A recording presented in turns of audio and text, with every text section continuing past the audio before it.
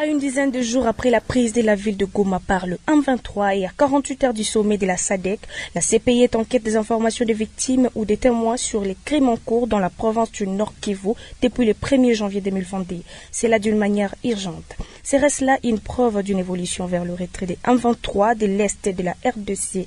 Tentative de réponse dans cette analyse de Richard Pitour. Pour le moment, les M23 sont assoiffés de conquérir l'Est de la RDC.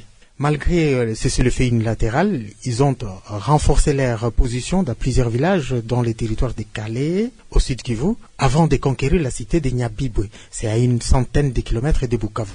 Il faut noter que sur 12 cessez-le-feu, ils n'ont respecté aucun. Ils viennent même d'asseoir leurs autorités administratives à Goma. C'est pour contrôler la richesse, les mines, cause même de conflits, je trouve. En tout cas, les M23 sont loin d'arrêter leur folie. Alors Richard, à ce niveau, peut-on espérer sur le règlement diplomatique? Le sommet de Tanzanie pour la SADC est annoncé pour le 8 février. Alors est-ce qu'il y aura un accord de paix durable? La question reste en tout cas posée. De mon côté, en tout cas, il n'y a pas d'optimisme. Le problème, c'est que le Rwanda accuse l'Afrique du Sud, qui est dans la SADC, de ne pas être neutre. En effet, l'Afrique du Sud combat aux côtés du gouvernement congolais. De l'autre côté, c'est Tshisekedi qui n'a pas confiance à l'EAC. Déjà, il a décliné l'invitation de Nairobi, mais aussi, il avait déguerpi la troupe de l'EAC qui était déployée à l'Est. De l'autre côté, pour Kagame, il n'y a pas une négociation directe. Il faut plutôt que Tshisekedi puisse régler les problèmes qu'il y a avec M23. Pourtant, Tshisekedi ne voit pas ça de la même manière.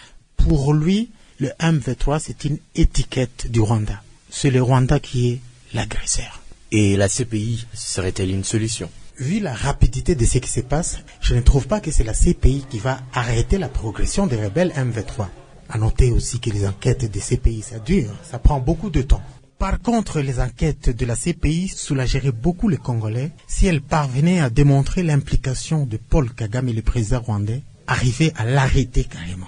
La solution serait que Kinshasa agisse rapidement, mettre beaucoup de fonds pour reconquérir l'Est, le dialogue interne avec tout citoyen qui est considéré comme congolais, le renforcement logistique et l'encouragement des militaires qui sont au front, notamment à travers des primes, et enfin, l'amélioration de la diplomatie elle-même. Par exemple, en se rapprochant davantage de grandes puissances comme Donald Trump qui est au pouvoir.